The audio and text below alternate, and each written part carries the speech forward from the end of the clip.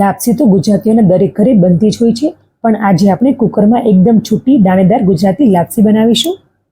જો તમે પહેલી વાર બનાવતા હશો ને તો પણ તમારાથી એકદમ પરફેક્ટ બનશે. તો બાઉલમાં 1 વાટકો ભાખરીનો લોટ લેવાનો છે. અહીં મેઝરમેન્ટ ખૂબ જ જરૂરી છે.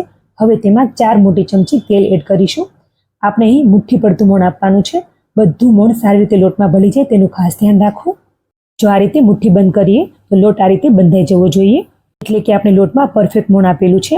હવે લોટને શેકવાનો છે, તો કડાઈમાં લોટ એડ કરીશું અને સારી રીતે તેને શેકી લઈશું. હવે જે વાટકીથી લોટ લીધો તે જ વાટકાની માપની વાટકીથી અડધો વાટકો ગોળ અને 1 વાટકામાં થોડું ઓછું પાણી લેવાનું છે. બંનેને કડાઈમાં એડ કરીશું અને સાથે તેમાં 2 ચમચી જેટલું ઘી પણ એડ કરીશું અને ગોળ મેલ્ટ થાય ત્યાં સુધી તેને મિક્સ કરીશું.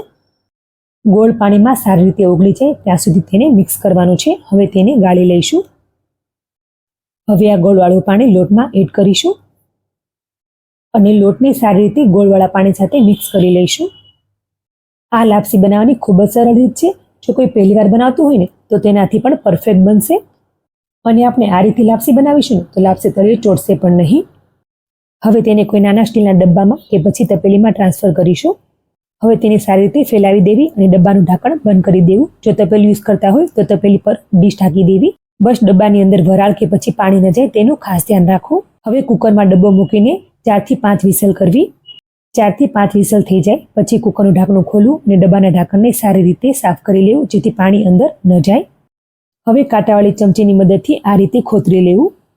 બધી લાપસીને આ રીતે છૂટી કરી લેવી. તો એકદમ છૂટી સરસ દાણેદાર લાપસી તૈયાર છે. અહીં લાપસી ડબ્બામાં પણ બિલકુલ નથી ચીપકી. હવે લાપસી આપણી અત્યારમાં ડ્રાય છે, તો તેના ઉપર આપણે 5 થી 6 ચમચી જેટલું ઘી એડ કરીશું અને સારી રીતે મિક્સ કરી લઈશું. તો એકદમ છૂટી દાણેદાર ગુજરાતી લાપસી તૈયાર છે. એકવાર આ રીતે જરૂરથી ટ્રાય કરજો. Enjoy. Follow for more recipes.